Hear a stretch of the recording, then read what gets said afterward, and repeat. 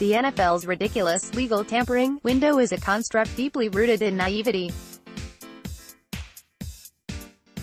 Theoretically, it exists so that free agents can begin negotiations with clubs around the league to suss out their market value prior to the beginning of free agency. In reality, players and agents have been back-channeling with teams for months and already have a good idea of A, their market value, and B, who they'd like to sign with well before the window to negotiate opens 2 days before the start of the new league year. That's why fully negotiated complex deals are reported within minutes of the opening of legal tampering. Besides this being a ridiculous system that teams don't really follow, but have to give the appearance of following, it can also open the door for some tricky situations. The contracts that were reported on Monday and Tuesday across the league are nothing more than non-binding verbal agreements until the player is permitted to sign on the proverbial dotted line starting at 3 p.m. Central Time on Wednesday. As the Jets found out with Anthony Barr, changes of heart can happen and there is just nothing teams can do about it. Plot twist. LB Anthony Barr has decided to agree to terms to remain with the. He will not be a member of the. Because these deals all get leaked to the media almost immediately and generally include very specific contract details, suddenly every team that was previously chasing that player knows exactly what the final price was. Previously, the team that lost out was relying on the word of the player's agent to know what the other offers were, and there is no doubts and bluffing that goes on in these negotiations. But now they know the numbers with certainty and there is nothing stopping them from jumping back in and beating that deal after the fact up until the official start of free agency. That's exactly what happened with Adam Humphries and the Patriots over the last couple days according to reports. The first rumblings of this came from Patriots beat reporter Evan Lazar, who described Humphries as having second thoughts on his commitment to sign with Tennessee. Discuss the latest with Adam Humphries here. As of this afternoon he was having second thoughts about going to the. But it sounds like he will sign with Tennessee.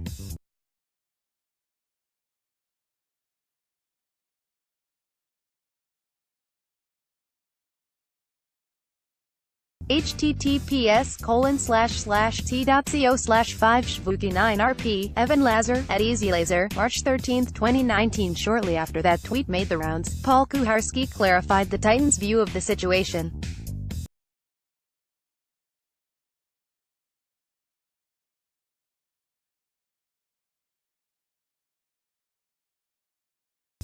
Paul Kuharsky, at Paul Kuharskinful, March 14, 2019. Finally, Doug Kyed, who covers the Patriots for NESN.com, followed up with some additional information. On Adam Humphries, I'm told the Patriots raised their offer Tuesday afternoon with higher APY and guarantees than the Titans. Humphries never wavered, however, and remained committed to the Titans. He's signing with Tennessee. Doug Kyed, at Doug Cheat, March 14, 2019. I will emphasize here that Humphries has not yet officially signed his deal. The Titans will announce that as soon as it happens, but all reports are now indicating that he will be playing football in Tennessee in 2019. So, reading between the lines a little bit here, it sounds like the Titans and Humphries agreed to his 4-year, $36 million contract on Monday after winning a bidding war against the Patriots. Then on Tuesday the Patriots came back and beat the Titans' offer, putting both a higher average salary and more guaranteed money on the table to try to entice him to back out of his agreement with John Robinson. Humphries turned them down and chose to honor his commitment to the Titans. This is obviously a very interesting situation and I have some thoughts. First, dirty move by the Patriots. I'm not sure how much of this goes on around the league, but trying to backdoor a deal that's already been negotiated and agreed to is a snake move where I come from. I'm certainly not surprised that the Pats would be the team to pull something like this though. It reeks of the Josh McDaniels situation after the Super Bowl last year, except with a different end result this time. Second, there has never been a better evaluator of slot receiver talent in the history of football than Bill Belichick. Since he arrived in New England in 2000, there have been a constant stream of highly productive slot receivers that have come through that system. It started with Troy Brown and then continued with Deion Branch, Wes Welker, Danny Amendola, and finally, reigning Super Bowl MVP Julian Edelman.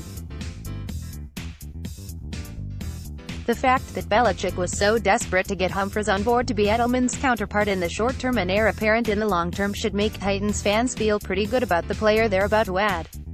It also spoils Bill Barnwell's little narrative about why the Humphries addition was just a C for the Titans. Humphries is an undrafted free agent, which is the case for many slot receivers, but the Titans are paying him like he's a precious asset instead of trusting that they'll be able to find the next Humphries on a rookie deal, which is what the Big Brother Patriots would generally do in the same situation.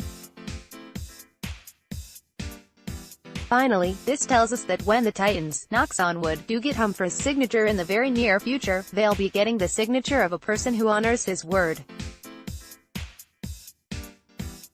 John Robinson and Mike Vrabel frequently talk about football character and the team treating players how they treat the team.